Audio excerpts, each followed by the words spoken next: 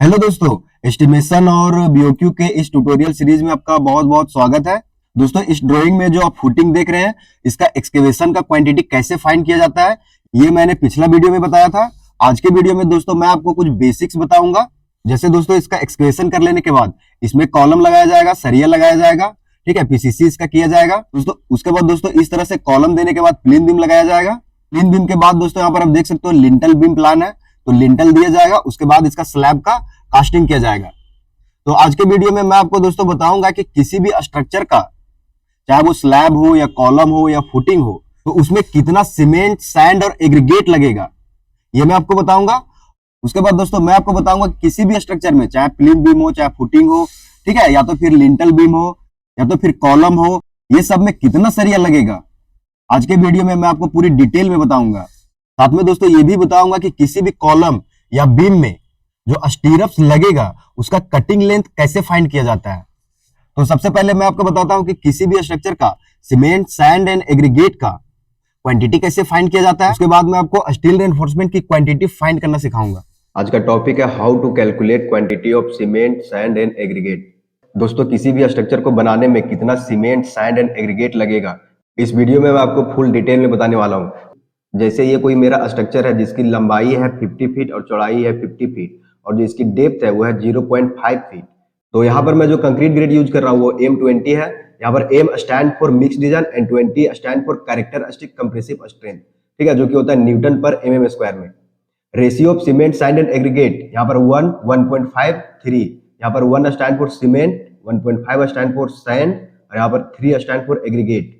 तो total volume of slab यहाँ पर हो जाएगा LBD। तो हमारा वेट वॉल्यूम यहाँ से निकल जाएगा। लेंथ कितना है 50, इसकी चौड़ाई कितना है 50 इंटू इसका डेप्थ कितना है 0.5।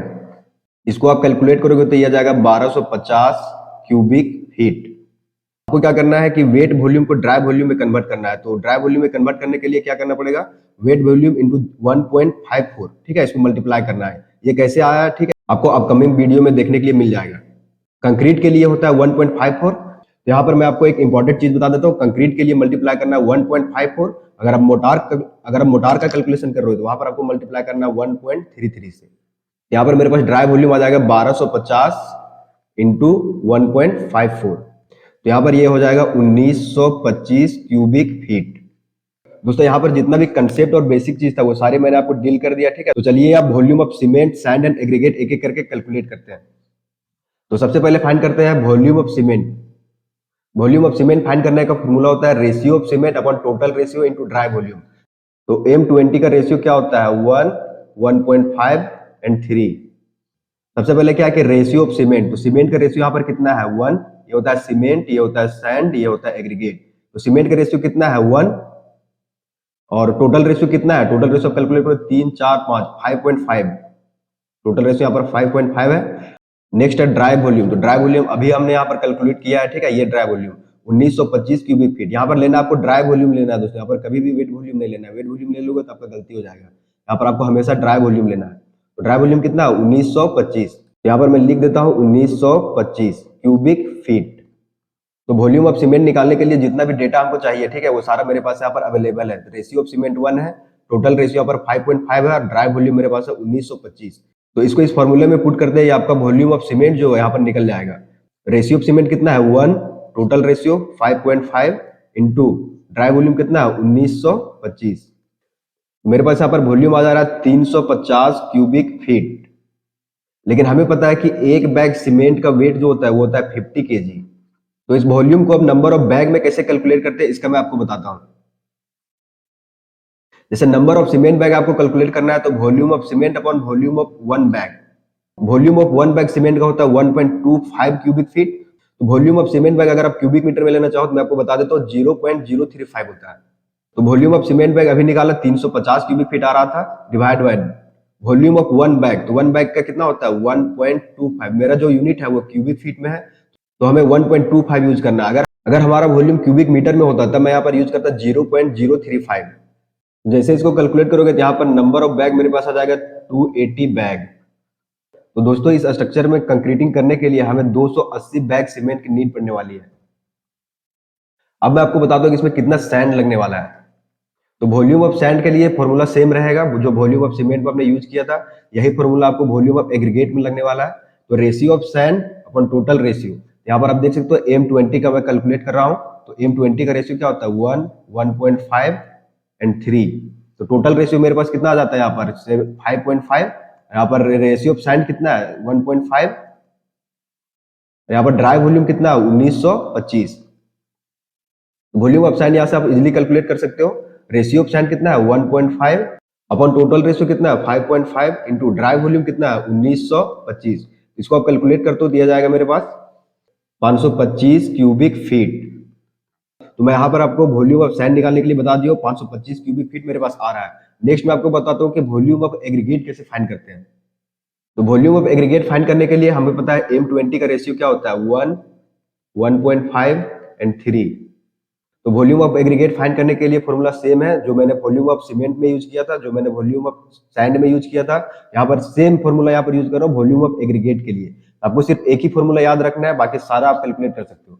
रेशियो ऑफ एग्रीगेट यहाँ पर कितना है 3, टोटल रेशियो 5.5, ड्राई वॉल्यूम कितना है 1925। यहाँ पर आप volume of aggregate easily find कर सकते हो। Ratio of aggregate 3 upon total ratio 5.5 into dry volume 1925। यहाँ पर इसको कैलकुलेट करने के बाद यह आ जाता है मेरे पास 1050 क्यूबिक फीट। यहाँ पर M20 कंक्रीट ग्रेड का, ठीक है, कितना सीमेंट बैग लगने वाला है, कितना वॉल्यूम ऑफ सैंड लगने वाला है, कितना वॉल्यूम ऑफ एग्रीगेट लगने वाला है, ये सारी मैंने आपको कैलकुलेट करके बता दिया है। अगर आपको ये कंसेप्ट समझ में आ गया है तो आप M25 का फाइंड कर सकते हो, M15 का फाइंड कर सकते हो, M10 का फाइंड कर सकते हो। किसी भी ग्रेड का अगर आपको कोई पूछे तो आप आसानी से फाइंड करके बता सकते हो। तो यहाँ पर मैं आपसे पूछ रहा हूँ कि M25 ग्रेड का, ठीक है, यहाँ पर कितना सीमेंट लगने वाला है, कितना सैंड लगने वाला है, कितना एग्रीगेट लगने वाला है। आपका जो ड्राई वॉल्यूम रहेगा वो सेम रहेगा। तो आप कैलकुलेट करके कमेंट में इसका मैं रेशियो भी बता देता हूँ। M25 को होता है 1, 1, 2, ठीक है। तो कमेंट करके बताओ कि volume of sand, cement and aggregate कितना होने वाला है। अब दोस्तों मैं आपको बताता हूँ कि किसी भी स्ट्रक्चर का रेनफोर्समेंट कैसे फाइंड किया जाता है, चाहे वो कॉलम हो या बीम हो या स्लैब हो। इन सब में कितना सरिया यूज होगा, इसकी क्वांटिटी हम कैसे फाइंड करेंगे, ये मैं आपको बताता हूँ। हेलो दोस्तों, आज का टॉपिक है how to calculate steel quantity for slab, beam, column and footing. जैसे मैं आपको एक एग्जांपल देके बताता हूँ। Steel quantity needed in the formation of footing और foundation should be 0.5% of total volume of concrete. दोस्तों फुटिंग और फाउंडेशन का अगर आपके पास स्टील क्वांटिटी फाइंड करना है तो आपको क्या करना है 0.5% से मल्टीप्लाई करना है किसमें, टोटल वॉल्यूम में। जैसे मान लो ये कोई फुटिंग है जिसका डायमेंशन है 3 मीटर लेंथ है, 3 मीटर विड्थ है और 0.3 मीटर डेप्थ है। इसका टोटल वॉल्यूम आ जाएगा 2.7 मीटर क्यूब। तो स्टील क्वांटिटी फाइंड करने के लिए क्या 0.5% ऑफ टोटल वॉल्यूम से मल्टीप्लाई करना है और स्टील डेंसिटी से मल्टीप्लाई करना है। तो स्टील क्वांटिटी निकालने के लिए क्या करना है, आपको टोटल वॉल्यूम में 0.5% मल्टीप्लाई करना है। तो परसेंट हटाएंगे तो क्या हो जाएगा, ये 0.005 इंटू स्टील का डेंसिटी। स्टील का डेंसिटी आपको एक ही याद रखना है, बाकी सारे में काम आ जाएगा। तो स्टील का डेंसिटी कितना होता है, यहाँ पर मैंने लिख दिया 7850 केजी पर मीटर क्यूब। यहाँ पर मैं लिख देता हूँ 7850 into total volume. Total volume कितना है 2.7 मीटर क्यूब, तो 2.7। अब इसको कैलकुलेट कर लो, ये कितना आ रहा है 106 केजी। दोस्तों यही ट्रिक आगे आपको अप्लाई करना है, ठीक है। ये थंब रूल है। थंब रूल से क्या होता है कि किसी भी स्ट्रक्चर में एवरेज स्टील क्वांटिटी कितना लगने वाला है उसे हम आसानी से फाइंड कर सकते हैं। दूसरा एग्जांपल मैं आपको देख के बताता हूं, ठीक है। Steel quantity needed in the formation of slab should be 1% of total volume of concrete. अभी मैंने फुटिंग के लिए बताया तो कितना मल्टीप्लाई करना था टोटल वॉल्यूम में 0.5%, लेकिन स्लैब के लिए आपको क्या करना है 1% मल्टीप्लाई करना है। सेम प्रोसेस वही अप्लाई करना है। जैसे ये स्लैब का डायमेंशन है 6 मीटर, 4 मीटर, 0.01 मीटर। इसका टोटल वॉल्यूम कितना आ जाएगा 2.4 मीटर क्यूब और स्टील का क्वांटिटी यही लेना है 7850 केजी पर मीटर क्यूब। तो स्टील क्वांटिटी फाइंड करने के लिए आपको क्या 1% को हटाएंगे तो कितना हो जाएगा 0.01 इंटू 7850 इंटू टोटल वॉल्यूम कितना है 2.4। इसको कैलकुलेट करेंगे तो यह आ जाएगा 188.8 केजी, ठीक है। अगर आपको स्लैब के लिए फाइंड करना है तो आपको टोटल वॉल्यूम में 1% मल्टीप्लाई करना है। दोस्तों ये थंब रूल है। नेक्स्ट एग्जांपल है steel quantity needed in the formation of column should be 2.5% of total volume of concrete. जैसे आपको कॉलम का स्टील क्वांटिटी निकालना है तो कॉलम का स्टील क्वांटिटी निकालने के लिए थंब रूल क्या करता है कि टोटल वॉल्यूम में 2.5% आपको मल्टीप्लाई करना है। स्टील का डेंसिटी आपको सेम यूज करना है। कॉलम का डायमेंशन हमारे पास है 2.4 metre, 0.4 metre, 0.6 metre. Total volume आ जाएगा मेरे पास ये 0.576 मीटर क्यूब। तो स्टील क्वांटिटी फाइंड करने के लिए 2.5% थंब रूल बोलता है, ठीक है, कॉलम के लिए। ये कितना हो जाएगा 0.025 इंटू स्टील का density 7850 into total volume of structure 0.576। इसको कैलकुलेट कर लेते हैं तो ये मेरे पास आ जाएगा 1130.4 kg। कॉलम के लिए फाइंड करने के लिए आपको मैंने बता दिया, ठीक है। अब मैं आपको बताता हूं कि बीम का कैसे फाइंड करना है। तो एग्जांपल लेके मैं आपको बताता हूं, steel quantity needed in the formation of beam should be 2% of total volume of concrete. अगर आपको बीम का स्टील फाइंड करना है तो थंब रूल क्या बोलता है कि टोटल वॉल्यूम में 2% मल्टीप्लाई कर दो। तो डेंसिटी यहां पर सेम लेना है। बीम का डायमेंशन है 100 मीटर लेंथ है, 0.23 मीटर इसका विड्थ है और 0.230 मीटर इसका डेप्थ है। तो टोटल वॉल्यूम कितना आ जाएगा 5.29 मीटर क्यूब। थंब रूल क्या बोलता है 2% से टोटल वॉल्यूम में मल्टीप्लाई करना है। ठीक, कितना हो जाएगा 0.02 into density of steel 7850 into total volume of structure तो 5.29। ये कितना आ जाएगा कैलकुलेट करने पर 830 केजी। तो ये स्टील क्वांटिटी फाइंड करने के लिए थंब रूल था दोस्तों, अगर आप ये याद करते हो, ठीक है। मैं आपको एक बार और ओवरव्यू दे देता हूं। फुटिंग के लिए कितना था, फुटिंग के लिए आपको मल्टीप्लाई करना है 0.5%, स्लैब के लिए आपको मल्टीप्लाई करना है 1% और कॉलम के लिए मल्टीप्लाई करना है 2.5%, बीम के लिए मल्टीप्लाई करना है 2%। दोस्तों अब मैं आपको किसी भी स्टीरप्स का कटिंग लेंथ फाइंड करना बताता हूं। जैसे यहां पर आप देख सकते हो 8 mm डाया का स्टीरप्स लगा हुआ है। जैसे मान लो कोई सर्कुलर कॉलम है तो उस टाइम पे इसका कटिंग लेंथ कैसे फाइंड करेंगे, तो चलिए अब मैं आपको ये सब पूरी डिटेल में बताता हूँ। हेलो दोस्तों, आज का टॉपिक है how to calculate cutting length of stirrups. दोस्तों यहाँ पर किसी भी टाइप ऑफ स्टीरप्स का कटिंग लेंथ फाइंड करने के लिए सिर्फ एक ही फॉर्मूला होता है perimeter of shape plus total hook length minus total bend length. तो सबसे पहले मैं आपको पेरीमीटर ऑफ शेप फाइंड करना सिखाऊंगा, उसके बाद मैं आपको हुक लेंथ फाइंड करना सिखाऊंगा, उसके बाद मैं आपको बेंड लेंथ फाइंड करना सिखाऊंगा। उससे पहले मैं थोड़ा सा बेसिक बता दे लेता हूँ। यहाँ पर स्टीरप्स के डिफरेंट टाइप होते हैं, जैसे स्क्वायर स्टीरप्स होता है, रेक्टेंगुलर, ट्रायंगल, सर्कुलर, डायमंड और स्पाइरल। जैसे ये हो गया स्क्वायर स्टीरप्स, ये हो गया रेक्टेंगुलर स्टीरप्स, ये हो गया डायमंड स्टीरप्स, ये हो गया सर्कुलर स्टीरप्स, ये हो गया ट्रायंगुलर स्टीरप्स, ये हो गया स्पाइरल स्टीरप्स। दोस्तों spiral stirrup generally pile foundation में यूज किया जाता है। तो कटिंग लेंथ फाइंड करने के लिए सबसे पहले मैं आपको पेरीमीटर फाइंड करने के लिए बताता हूँ कैसे फाइंड किया जाता है। तो पेरीमीटर ऑफ स्क्वायर जो होता है वो 4 इंटू साइड लेंथ, ठीक है। पेरीमीटर ऑफ रेक्टेंगल जो होता है वो लेंथ इंटू बी। जैसे ये हो गया रेक्टेंगल, अगर ये एल है और ये बी है तो 2 times of L plus B कर देना है, ठीक है। तो पेरीमीटर ऑफ रेक्टेंगल निकल जाएगा। पेरीमीटर ऑफ सर्कल जो है वो पाई इंटू डी, ठीक है। तो बेंड एंड हुक में कुछ स्टैंडर्ड यूज किए जाते हैं। सबसे पहले मैं आपको ये बता दे लेता हूँ, ठीक है, फिर आपको मैं एक एग्जांपल देके बताऊंगा। तो दोस्तों यहाँ पर आप देख सकते हो ये है हुक, जनरली ये 135 डिग्री पे बेंड होता है, ठीक है। ये दोनों हुक है। तो इसका जो लेंथ होता है वो होता है 9 इंटू डी। यहाँ पर डी क्या है, डाया ऑफ बार है, मतलब जिस डायमीटर का आप स्टीरप्स बना रहे हो, ठीक है, वहां पर ये डी पुट करना है। यहाँ पर 45 डिग्री बेंड लेंथ का होता है 1D, 90 डिग्री बेंड लेंथ का होता है 2D, 135 डिग्री बेंड लेंथ का होता है 3D। तो दोस्तों यहाँ पर जितना भी बेसिक था, ठीक है, वो सारे मैंने आपको बता दिया। यहाँ से अब आपको कोई अगर पूछे कि किसी भी शेप का अगर आपको स्टीरप्स का कटिंग लेंथ निकालना है तो आप आसानी से फाइंड करके बता सकते हो कि इस स्टीरप्स का इतना कटिंग लेंथ आ रहा है। तो चलिए मैं आपको एक एग्जांपल देके बताता हूँ कि स्टीरप्स का कटिंग लेंथ फाइंड कैसे करते हैं। दोस्तों यहाँ पर मेरा पहला एग्जांपल है what is the cutting length of square stirrups, ठीक है। ये कुछ हिंट दे रखा है, जैसे कॉलम साइज इज 500 इंटू 500 दे रखा है, ठीक है।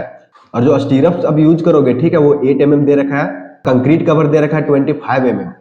जैसे ये मेरा कॉलम साइज है, ठीक है, x है, ठीक है, इसको मैं x मान लेता हूँ। ये है 500, ठीक है, ये y है, ये y है 500, ठीक है। और कंक्रीट जो कवर दे रखा है यहाँ से 25 mm दे रखा है चारों साइड से, ये भी 25 है और इधर से भी 25 है, ठीक है। तो जो मेरा इफेक्टिव x आ जाएगा, ठीक है, जो स्टीरप्स का लेंथ जो आएगा वो 500 माइनस 25 कवर एक साइड का, इस साइड का और इस साइड का 25, यहाँ से माइनस 25 हो जाएगा, ठीक है। तो x मेरे पास कितना आया 450। यहाँ पर y कितना आएगा, y भी है 500, इसको माइनस करेंगे 25 से, माइनस 25 यह आ जाएगा 450। यहाँ पर मेरे पास x और y के वैल्यू आ गया, ठीक है। यहाँ से हम पेरीमीटर फाइंड कर सकते हैं आसानी से। पेरीमीटर बराबर क्या होता है 4 into side length. Side length कितना हो गया मेरा स्टीरप्स का 450। यहाँ पर कितना हो जाएगा ये 1800 mm, ठीक है। अब हमें क्या निकालना है टोटल हुक लेंथ। यहाँ पर मेरे पास कितना हुक है, एक तो हुक ये है, एक तो हुक ये है, 2 हुक है। तो अभी मैंने आपको पहले बताया था एक हुक लेंथ कितना होता है 9D। तो मेरे पास यहाँ कितना हुक है 2 हुक है, तो हुक लेंथ हो जाएगा कितना 9D प्लस 9D कितना हो जाएगा 18D, ठीक है। यहाँ पर मेरे पास निकल गया पेरीमीटर निकल गया। ठीक है, यहाँ पर मेरे पास हुक लेंथ निकल गया। अब क्या निकालना है, टोटल बेंड लेंथ निकालना है। तो टोटल बेंड लेंथ निकालने के लिए क्या है, यहाँ पर आप देख सकते हो मेरा जो बेंड है, ठीक है, वो 90 डिग्री बेंड है। और कितना है, 1 2 3, मेरे पास 3 बेंड यहाँ पर है। और अभी मैंने आपको पहले बताया था, एक अगर 90 डिग्री पर बेंड है, ठीक है, तो कितना हो जाएगा उसका लेंथ, यहाँ पर बताया था मैंने कितना, 2d, ठीक है। कितना हो जाएगा, 3 इंटू 2d प्लस, यहाँ पर देख सकते हो 2 हुक है, दोनों कितना बेंड है, 135। यहाँ से देख सकते हो ये 135 पर बेंड है। तो ये यहाँ पर कितना हो जाएगा, 2 इंटू 135 का कितना होता है, 3d। यहाँ पर देख सकते हो 1 हुक लेंथ का कितना है, 9d, ठीक है। यहाँ पर 45 डिग्री बेंड लेंथ कितना है, 1d, 90 डिग्री के लिए कितना है, 2d, और 135 डिग्री के लिए कितना है, 3d। यहाँ से अब बेंड लेंथ कितना आ जाएगा, 6d प्लस 6d, ये हो गया 12d। मेरे पास तीनों चीज आ गया है, पेरीमीटर आ गया है, टोटल हुक लेंथ आ गया है, ठीक है, टोटल बेंड लेंथ आ गया है। आपको शॉर्टकट कर याद रखना है, अगर आपको शॉर्टकट में बनाना है तो यहाँ पर cutting length is equal to perimeter plus hook length minus bend length. Perimeter कितना है, 1800 प्लस हुक लेंथ कितना है, 18d माइनस बेंड कितना है, 12d।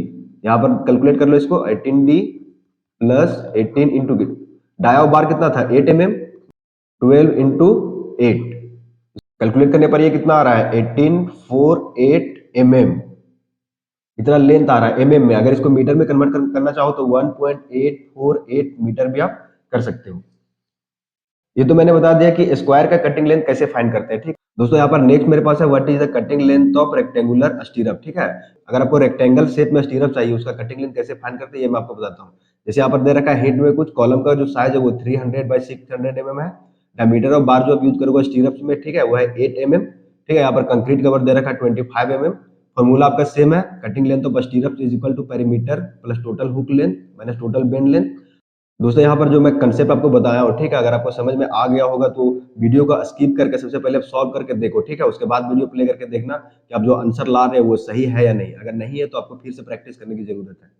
यहाँ पर सबसे पहले हम पेरीमीटर फाइंड करेंगे। तो दोस्तों यहाँ पर सबसे पहले आपको क्या करना है, स्टीरअप्स का इफेक्टिव एल एंड बी पर सबसे पहले पता करना है। तो टोटल यहाँ पर मेरे पास कितना है, 300 और यह कितना 600 में माइनस कर देंगे, कितना कवर चारों साइड से माइनस कर देंगे तो हो जाएगा 250 और ये हो जाएगा 550, ठीक है। तो यहाँ पर एल मिल गया मेरे पास, ठीक है, यहाँ पर मेरे पास बी मिल गया। यहाँ से हम पेरीमीटर फाइंड कर सकते हैं आसानी से, ठीक है। पेरीमीटर और क्या होता है, 2 इंटू एल प्लस बी, ठीक है। अभी मैंने आपको बताया था पहले, तो ये हो जाएगा 2, यहाँ पर हो जाएगा 550 प्लस 250, कितना आ जाएगा ये 1600 mm। उसके बाद क्या करना है, आपको हुक लेंथ लेना है। हुक लेंथ कितना लेना है, यहाँ पर देख सकते हो 2 हुक है, तो एक हुक लेंथ का कितना होता है 9d, तो 2 हुक लेंथ के लिए कितना हो जाएगा यहाँ पर 18d, ठीक है। नेक्स्ट आपको क्या फाइंड करना है, बेंड लेंथ। यहाँ पर देख सकते हो बेंड लेंथ, इसमें कितना बेंड है, 1 2 3 बेंड है 90 डिग्री पे, ठीक है। यहाँ पर 3 इंटू 90 डिग्री का कितना होता है 2d, ठीक है, प्लस यहाँ पर देख सकते हो 2 बेंड है 135 डिग्री में, ठीक है। तो यहाँ पर 2 इंटू 135 का कितना होता है 3d, तो कितना हो जाएगा 12d, ठीक है। तो यहाँ से आप कटिंग लेंथ निकाल सकते हो। पेरीमीटर कितना है 1600 प्लस कितना है 18d, 18 इंटू डायमीटर कितना है 8 माइनस 12 इंटू डायमीटर कितना है 8, इसको सॉल्व करने पर ये कितना आ रहा है 1648 mm। अगर आप इसको मीटर में लेना चाहोगे तो 1.648 मीटर, ठीक है। हेलो दोस्तों, आज मैं आपको सर्कुलर कॉलम का ये जो स्टीरअप है, ठीक है, इसका कटिंग लेंथ कैसे फाइंड करते हैं ये मैं आपको बताने वाला हूँ। दोस्तों ये बहुत ज्यादा इंपॉर्टेंट होता है, क्योंकि इसके बिना आप बीबीएस कभी नहीं बना पाओगे, ठीक है। बीबीएस का एकदम ये बेसिक है। यहाँ पर कॉलम की जो डायमीटर है वो दे रखा है 500 mm, ठीक है। यहाँ से टोटल जो कॉलम का डायमीटर है यहाँ से यहाँ तक का, ठीक है। उसके बाद बोल रहा है कि diameter of steel use for स्टीरअप is 8 mm, यानी कि ये जो हम स्टीरअप्स लगाएंगे, ठीक है, इसका जो डायमीटर रहेगा वो रहेगा 8 mm। नेक्स्ट है कंक्रीट कवर 40 mm, इसका जो कंक्रीट कवर है दोनों साइड से, ठीक है, 40 mm है। ये हो गया 40 mm और ये हो गया 40 mm। दोस्तों किसी भी शेप ऑफ स्टीरअप्स का कटिंग लेंथ फाइंड करने का एक ही फॉर्मूला होता है, perimeter of shape total hook length total bend length. अगर आपको हुक लेंथ और बेंड लेंथ नहीं पता है, ठीक है, तो इसके पहले मैं स्क्वायर कॉलम का और रेक्टेंगल कॉलम का कटिंग लेंथ कैसे फाइंड करते हैं उसमें मैंने बताया था, उसमें पूरा डील किया था। जैसे अगर मैं हुक्स की बात करूं, ठीक है, तो ये जो आप देख रहे हैं ये हुक है, ठीक है, ये हमेशा 135 डिग्री में ही बेंड होना चाहिए। साइड पर आप देखते होंगे दोस्तों यहाँ पर क्या होता है कि 135 डिग्री बेंड ना करके इसको पूरा स्क्वायर बना देता है, ठीक है, 90 डिग्री बेंड कर देता है, ये गलत है। तो यहाँ पर कुछ स्टैंडर्ड यूज किए जाते हैं बेंड्स एंड हुक्स के लिए, ठीक है। जैसे 1 हुक लेंथ आपका हो जाएगा 9D, अगर 45 डिग्री बेंड लेंथ रहा, ठीक है, तो 1D यहाँ पर यूज करना है आपको, और अगर 90 डिग्री बेंड रहा तो यहाँ पर 2D यूज करना है, और अगर 135 डिग्री रहा, ठीक है, तो यहाँ पर 3D आपको यूज करना है। तो कटिंग लेंथ ऑफ स्टीरअप्स फाइंड करने के लिए हमें क्या चाहिए, पेरीमीटर चाहिए। तो पेरीमीटर फाइंड करने के लिए क्या फॉर्मूला होता है, पेरीमीटर सर्कुलर का क्या होता है, पाई इंटू डी। तो नेक्स्ट मैं आपको बताता हूँ कि यहाँ पर जो डी लेना है वो 500 नहीं लेना है, 500 हमारा कॉलम का विड्थ है, ठीक है। तो दोनों साइड से कवर को माइनस कर देना है। 500 में माइनस कवर कितना है, 2 कवर है 40-40 mm का, तो 80 mm माइनस हो जाएगा, ये हो जाएगा 420, ठीक है। यहाँ पर जो डाया पुट करेगा वो 420 आपको पुट करना है। तो पाई इंटू डी ये कितना आएगा, ये आ जाएगा 1319.46 mm। मेरे पास पेरीमीटर यहाँ पे आ गया है, ठीक है। पेरीमीटर के यहाँ पर मैं वैल्यू लिख देता हूँ 1319.46 प्लस हमें क्या है, टोटल हुक लेंथ। यहाँ पर देख सकते हो दोस्तों कितना हुक है, एक हुक तो ये है, एक हुक तो ये है, टोटल मेरे पास 2 हुक है, और एक हुक लेंथ का कितना मैंने बताया था अभी 9D, ठीक है। तो कितना हो जाएगा ये 9D प्लस 9D कितना हो जाएगा 18D, ठीक है। तो 18D 18 इंटू डाया बार अब कितना यूज कर रहे हैं 8, ये कितना आएगा 144 mm, ठीक है। तो यहां पर हो गया मेरा टोटल हुक लेंथ हो गया 144। नेक्स्ट क्या है बेंड लेंथ, तो माइनस, तो यहाँ पर जो सर्कुलर का जो बेंड रहेगा, देखना यहाँ पर कितना बेंड है, एक तो ये बेंड आ जाएगा यहाँ से, एक बेंड इधर से आ जाएगा यहाँ से, टोटल 2 बेंड है, दोनों कितना बेंड है 135 डिग्री, और 135 डिग्री बेंड के लिए मैंने क्या बताया था 3D। यहाँ पर टोटल कितना बेंड है 2 बेंड है, तो 2 इंटू 3D हो जाएगा, ये कितना हो जाएगा 6D, और डाया बार कितना है 6 इंटू 8 कितना हो जाएगा ये 48 mm, ठीक है। तो यहाँ पर मैं लिख देता हूँ 48 mm। बस दोस्तों आपको क्या करना है कि इसको सिर्फ कैलकुलेट करना है, ठीक है। एक लाइन में आप किसी भी शेप का स्टीरअप्स का, ठीक है, कटिंग लेंथ फाइंड कर सकते हो। तो इसको कैलकुलेट करते हैं, कटिंग लेंथ इसका कितना आ रहा है, इसको कैलकुलेट करोगे तो जाएगा 1415.46, इसको हम अप्रोक्स ले सकते हैं 1416 mm में। अगर आप मीटर में कन्वर्ट करना चाहोगे तो कितना जाएगा 1.416 मीटर। तो सिर्फ आप एक लाइन में, ठीक है, किसी भी स्टीरअप्स का कटिंग लेंथ फाइंड कर सकते हो दोस्तों। नेक्स्ट मैं आपको बताता हूँ कि ट्रायंगल स्टीरअप्स का कटिंग लेंथ कैसे फाइंड करते हैं। ये जो रेड कलर का आप देख सकते हो यहाँ पर बना हुआ है, ठीक है, ये है ट्रायंगल स्टीरअप, ठीक है, कॉलम में इसको यूज किया जाता है। तो इसका जो डायमेंशन दे रखा है 500 mm बाय 500 mm दे रखा है, और जो डाया बार आप यूज करोगे स्टीरअप्स में, ठीक है, वो 8 mm दे रखा है, और कंक्रीट कवर दे रखा है 25 mm। यानी कि यहाँ पर जो देख सकते हो ये 25 mm दोनों साइड से कंक्रीट कवर है, इधर से भी और इधर से भी, ठीक है। तो यहाँ पर मैं अगर इसको x मान लूं, ठीक है, तो ये कितना हो जाएगा, इफेक्टिव का मैं बात कर रहा हूँ, तो दोनों साइड 25 माइनस कर देंगे तो हो जाएगा 450, ठीक है। ये भी हो जाएगा 450, मान लो इसको मैं y मान लेता हूँ, ठीक है, तो ये भी हो जाएगा 450।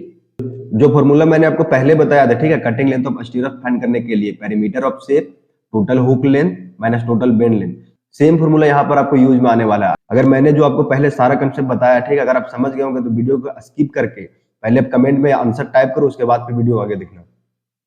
जैसे आप देख सकते हो यहां से यहां तक का लेंथ कितना है 450, ठीक है। तो जैसे मैं यहां से यहां तक कर लूं हाफ पोर्शन, ठीक है, ये कितना हो जाएगा 225, और ये तो हमको पता ही है ये कितना है 450।